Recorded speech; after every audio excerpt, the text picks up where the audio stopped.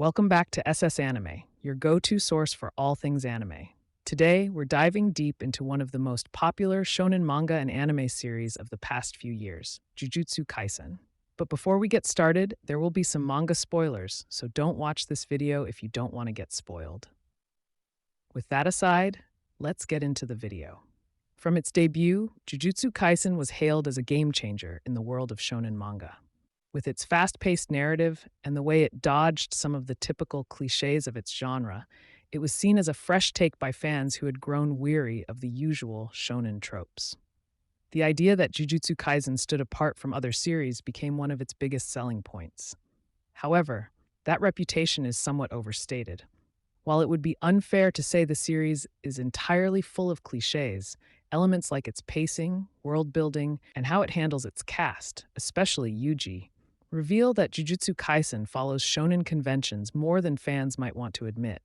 It never fully broke the mold, and the final arc is where many of these shortcomings became clear. Let's start with the characters.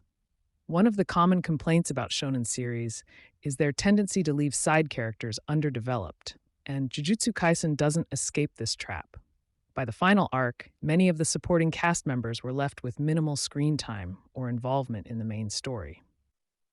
Aside from a few fight scenes or moments of exposition, a large portion of the characters felt far less fleshed out than they could have been. When it comes to the female characters, Jujutsu Kaisen arguably drops the ball. While Maki received some of the best character development, most of the other female characters were sidelined. Yuki and Yorozu, despite significant buildup, were both killed off in their first real fights. Hana, despite being a high-tier sorcerer, was constantly outmatched, and Miwa was abruptly stripped of her fighting abilities. Once praised for its handling of female characters, Jujutsu Kaisen eventually fell into the same patterns as other shonen, and in some cases, it may have handled them even worse. Among all the female characters, Nobara's treatment was perhaps the most frustrating. She was given much less development compared to her male counterparts, Yuji and Megumi. After years of ambiguity over whether she was alive or dead, Nobara only reappeared at the very end of the story, leaving no time for her to have any meaningful impact. Sadly, this is another example of a female protagonist in shonen being overshadowed by the male leads, which has been one of the series' most debated aspects. Yuji, the protagonist, also adheres to many of the classic shonen traits. The usual formula for a shonen hero is to make them kind-hearted, a bit naive, and focused on close-quarters combat. Yuji fits that mold from the very beginning. While he did start using new techniques in the final arc, he often fell back on basic hand-to-hand combat, which is more typical than fans might expect for a series with such a reputation for innovation. Yuji's arc in the final chapters also reinforces his alignment with the traditional shonen protagonist. Though some have called him a deconstruction of the archetype, the ending sees him defeating Sukuna through sheer determination and, arguably, the power of friendship, two classic shonen themes. While Yuji's darker, more dramatic narrative may set him apart in tone, it doesn't fully break away from the standard character traits we've come to expect from shonen heroes.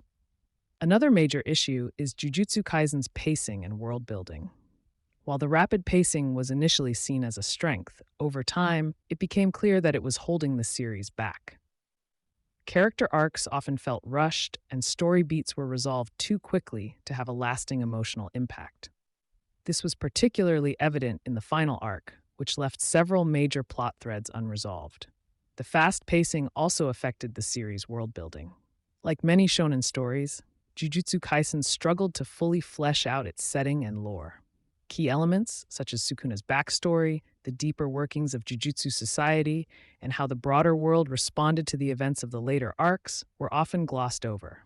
In the end, the focus was more on action than on building a fully realized world, leaving fans wanting more depth. Despite its flaws, Jujutsu Kaisen is still an excellent series. Its fight scenes stand among the best in modern shonen, with creative choreography and stunning art in the manga, elevated even further by the anime's top-tier animation.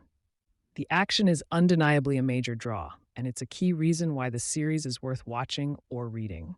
While Jujutsu Kaisen shares many of the common traits of shonen manga, it still knows how to highlight the best aspects of the genre.